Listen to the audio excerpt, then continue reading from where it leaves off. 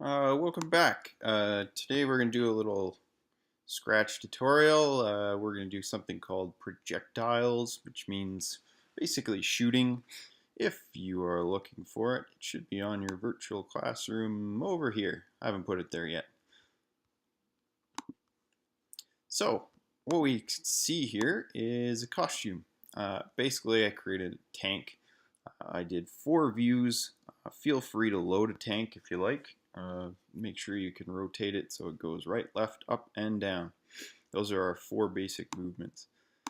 So to start with, actually I want to do a key press. So I'm going to run through this pretty quickly. We're going to do one, and then I'll let you figure out the rest of them. First thing I want to do is switch to my proper costume. So I'm going to start with up. We're going to switch to tank up, and then we're going to move. I want my movement to be a change in the y-axis, so we grab change y by, and we're going to do a small movement. If we're going up, it's positive. So I have this, I press up, look at us move. So if we look now, let's blow this up. Look at our tank go. We can move all 4 directions. You have to hold the key down, mimic some tank movement. All right, second thing we need to do, we need to create a new sprite. So I'm going to use the circle and I'm going to make kind of an ellipse. I want it to be very big. I want it to look kind of realistic. Second one I'm going to do is square. I'm going to make kind of a bullet and or shell shape. I did this backwards, so we're going to flip you horizontally. Shell. Called bullet, shell, whatever you like. Okay, we don't have to worry about any costumes. So, a couple things about programming this, and I have run into some difficulties.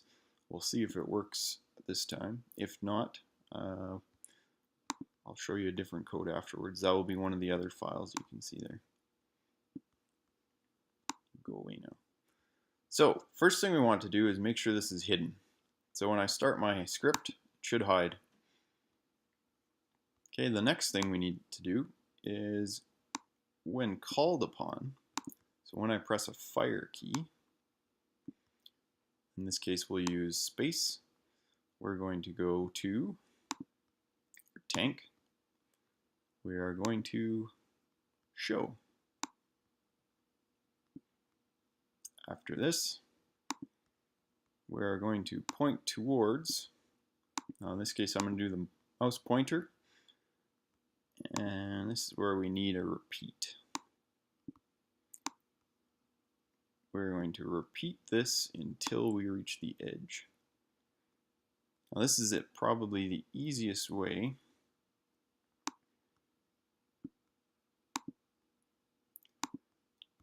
to do a projectile motion. It's not very complicated. We're going to move. I'm going to make this slightly faster, 15 steps. So this should work.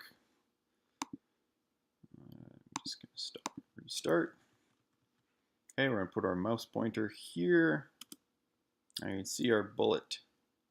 Oh, you can see as I repeat, I forgot to put something on. Right at the end here, once we reach the edge, we want to hide again. Alright. Okay, so now it's following the mouse pointer, which doesn't make much sense when my tank's in the middle of the screen and I can shoot behind me. Okay, so one of the next things we want to do is have the bullet only follow the movement. Okay, so only if we do that, it gets a little more complicated. There's 2 ways to do it. One is to do a variable, or one is to do some different stuff here. Okay, so we're going to go to our control. We're going to do if. We're going to put all our key presses in here. If we're pressing up, then we're going to point towards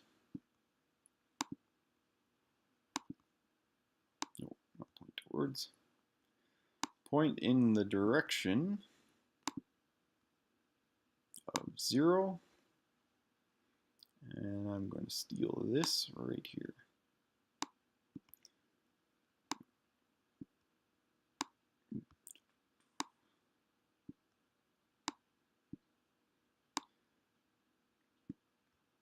All right.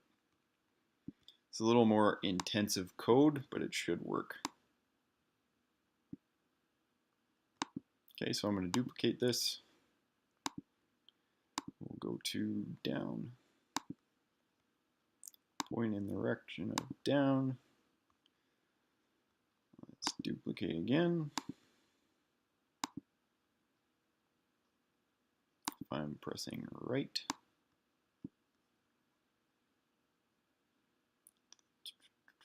Then we want to go right. Oops.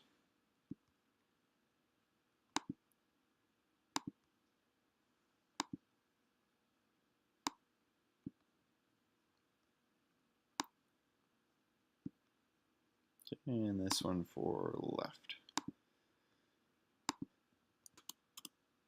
Okay, so there we got left.